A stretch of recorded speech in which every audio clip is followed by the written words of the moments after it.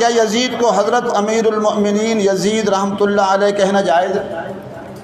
تو میری اس بارے میں جو رائے ہے اور استخارے کے بعد رائے ہے کہ ہمیں محتاط انداز میں ایک دو الفاظ ضرور کہنے چاہیے. وہ لفظ آپ اور زیادہ نہیں تو کم از کم اتنا کہنا چاہیے کہ حضرت یزید رحمۃ اللہ علیہ، حضرت یزید رحمۃ اللہ علیہ کہنا چاہیے. As far as your understanding about the wall of Karbala, you said that Yazid, may Allah be pleased with him, Yazid, may Allah be pleased with him, Yazid, may Allah be pleased with him, that he was ferocious and he was a villain, etc. There's difference of opinion. We're not here to discuss about history, and neither do I want to get a difference in the Muslim Ummah. میرے بھائیو، سانحہ کربلا وہ حادثہ ہے کہ جسے امت کبھی بھلا نہیں سکتی، کیونکہ اس کی وجہ سے امت کی جمعیت ٹوٹی. اس میں اس کا قصور نہیں تھا، اس کو بنیاد بنا کے، اور پوری دنیا کے اندر دو فرقے بن گئے، سنی اور شیعہ کے نام کے اوپر. ہمارے نزدیک تو دونوں مسلمان ہیں اپنی غلطیوں کے باوجود. انیشلی یہ اختلاف ایک سیاسی اختلاف تھا، پولیٹیکل اختلاف تھا، عقیدے کا کوئی اختلاف نہیں تھا. لیکن وقت کے ساتھ ساتھ یہ اختلاف اس لیول پر بڑھ گیا کہ آج عقیدوں کی شکل اختیار کر لی ہے. اور اس ایکسٹریم رویے کی پیش گوئی اللہ کے محبوب صلی اللہ علیہ وآلہ وسلم نے پہلے ہی فرما دی تھی. چنانچہ اہل سنت اور اہل تشیع دونوں کے ہاں یہ حدیث موجود ہے. اہل سنت کے ہاں فضائل صحابہ احمد بن حنبل کی کتاب میں یہ حدیث موجود ہے. مشکات شریف میں بھی ہے مسند احمد کے حوالے سے، جو مرفوع روایت ہے. اس کی صحت کے اوپر کلام ہے، لیکن وہ متن کے اعتبار سے روایت بالکل درست ہے. البتہ جو فضائل صحابہ احمد بن حنبل کی کتاب میں روایت ہے مولا علی علیہ السلام سے خود، اور وہ غیبی خبر پر محمول ہے، تو یقیناً رسول اللہ صلی اللہ علیہ وآلہ وسلم کے بتانے پر انہیں یہ بات معلوم چلی.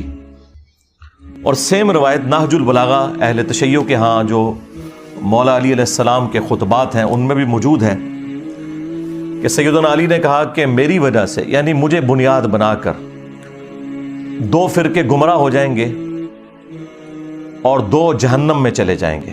یہ دونوں الفاظ موجود ہیں. ظاہر ہے کہ گمراہی کا انجام جہنم ہی ہے.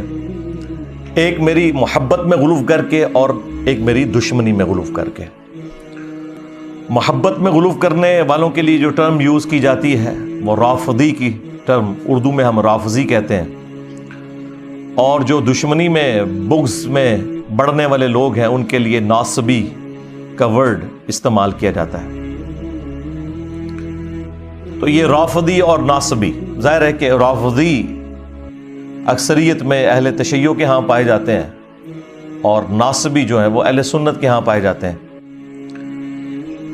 اور جب غصہ آتا ہے تو اہل سنت شیعہ کو رافضی کہتے ہیں اور شیعہ اہل سنت کو ناصبی کہتے ہیں. حالانکہ یہ دونوں جو گروہ ہیں ایک پولیٹیکل اختلاف کی بنیاد پہ الگ ہوئے، اور پھر اس میں جو ایکسٹریم لوگ تھے انہوں نے اس قسم کا ہنگامہ کھڑا کیا کہ اس بڑے لیول پہ وہ ہنگامہ چلا گیا کہ آج گمراہی اپنے عروج کے اوپر ہے. اگر اہل تشیع کے ہاں ایسے رافضی موجود ہیں جو علی اللہ کہتے ہیں، نعوذ باللہ، ہمارے سب کانٹیننٹ میں تو بہت کم لوگ ہیں، زیادہ تر یہ شام کے اندر نصیریہ فرقہ پایا جاتا ہے اور شیعہ خود انہیں کافر سمجھتے ہیں. تو اہل سنت کے ہاں بھی ناسبیت اس لیول کے اوپر گھسی کہ اہل سنت کے پلیٹ فارم سے یزید کے حق میں نعرہ بازی شروع ہو گئی، اسے جنت کی بشارتیں دینا شروع کر دیں، اور بڑے بڑے ذمہ دار علماء نے یہ حرکت کی. امیر یزید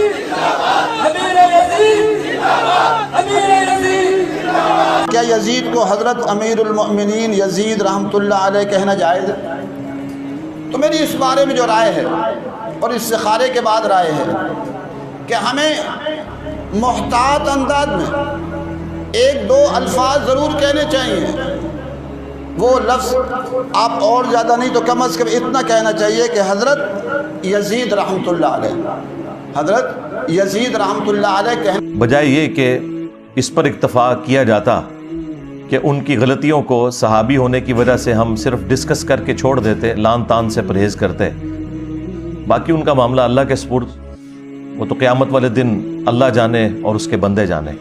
لیکن یہاں پر لوگوں نے جو قاتلین اہل بیت تھے ان لوگوں کے ناموں کی کانفرنسز کرنا شروع کر دیں، مقتولین کو بھلا دیا. بجائے یہ کہ عمار ابن یاسر کے اوپر کوئی کانفرنس کی جاتی جو اولو العزم اصحاب میں سے ہیں، سابقون الاولون میں سے ہیں، اصحاب بدر میں سے ہیں، ان کے حق میں کوئی بات کی جاتی، ان کے قاتلین کے حق میں نعرہ بازی کی گئی. پچھلے 15-20 سالوں کے اندر اس قسم کے معاملات دیکھے، اور اس سے پہلے تو خیر قتل و غارت کا ایک بازار گرم تھا سعودیہ اور ایران کی پراکسی وار کی وجہ سے، جو اب کافی حد تک FATF حافظہ اللہ تعالی کی برکت سے اور ضرب عزب اور رد الفساد دامت برکاتہم عالیہ کی برکت سے ایڈریس ہو چکا ہے کافی حد تک. لیکن آپ کو پتہ ہے یہاں پہ جو سنی شیعہ ایک کنفلکٹ ضیاء الحق کے دور کے اندر اس ڈکٹیٹر نے اپنی حکومت کو دوام دینے کے لیے جو کچھ یہاں پہ کیا، وہ اس کی تکلیف ہم آج تک کاٹ رہے ہیں. بہرحال یہ تاریخ میں ہمیشہ ہوتا رہا. اہل سنت شیعہ کو رافضی کہتے رہے، شیعہ اہل سنت کو ناصبی کہتے رہے، حالانکہ دونوں میں اکثریت ان لوگوں کی موجود تھی جو ماڈریٹ تھے، اختلاف رائے رکھتے تھے لیکن ایک دوسرے کو مسلمان ہی سمجھتے تھے. شیعہ کافر کے نعرے ٹوائلٹس کے اندر لکھے گئے اور باقاعدہ ایک مہم چلائی گئی، اور اس وقت جو بھی ماڈریٹ علماء بولتے تھے انہیں قتل کر دیا جاتا تھا، اہل سنت میں سے بھی اور اہل تشیع کے اندر سے بھی. اور یہ پوری تاریخ اسلام بنو امیہ کی، بنو عباس کی، ایون سلطنت عثمانیہ کی بھری پڑی ہے اس قسم کے قتل و غارت سے. اور یہ ایک اسلام کے اوپر بڑا مشکل وقت رہا ہے تھرو آؤٹ.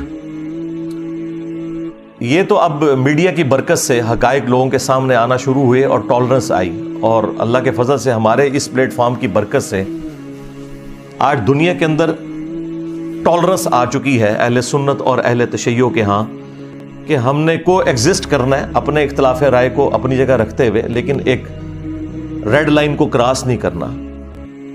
دونوں کے پاس اپنے اپنے دلائل موجود ہیں اور بنیادی عقائد تو کامن ہے. اب الگ پروپیگنڈا کیا جائے کہ شیعہ 40 پاروں کو مانتے ہیں، حالانکہ پاروں کی ڈویژن تو تابعین کے دور میں ہوئی. ہم تو 30 پاروں کو بھی نبی الاسلام کی طرف منسوب نہیں مانتے. نبی الاسلام کے مبارک زمانے میں تو سورتوں کی ڈویژن تھی. تو اس قسم کے جھوٹے الزامات ایک دوسرے کے اوپر لگائے گئے. اہل تشیع کے ہاں مشہور کر دیا گیا کہ یہ سیدنا علی کو نہیں مانتے. چند ایک لوگوں کی غلطی کی وجہ سے یزید کے حوالے سے مسکنسیپشن پیدا کر دی گئی، حالانکہ اہل سنت 99% یزید سے نفرت کرتے ہیں، لیکن وہ چند ایک لوگ چونکہ میڈیا میں ڈومیننٹ ہو جاتے ہیں اس کی وجہ سے پھر دوسرے لوگوں کو موقع مل جاتا ہے اور وہ اپنے معاملات کو آگے لے کے اس طریقے سے چلتے ہیں. قرآن حکیم میں اللہ تعالیٰ نے اگلی امتوں کا ذکر کرتے ہوئے انبیاء کرام علیہم السلام کا ذکر خیر کیا سورۃ المؤمنون میں، اور اس کے بعد پھر کنکلوژن کرتے ہوئے فرمایا فَتَقَطَّعُوا أَمْرَهُمْ بَيْنَهُمْ زُبُرًا كُلُّ حِزْبٍ بِمَا لَدَيْهِمْ فَرِحُونَ. انبیاء کے جانے کے بعد ان کے جو جانشین ہوئے آنے والے لوگ، انہوں نے دین کو ٹکڑے ٹکڑے کر دیا اور آپس میں گروہوں میں بٹ گئے.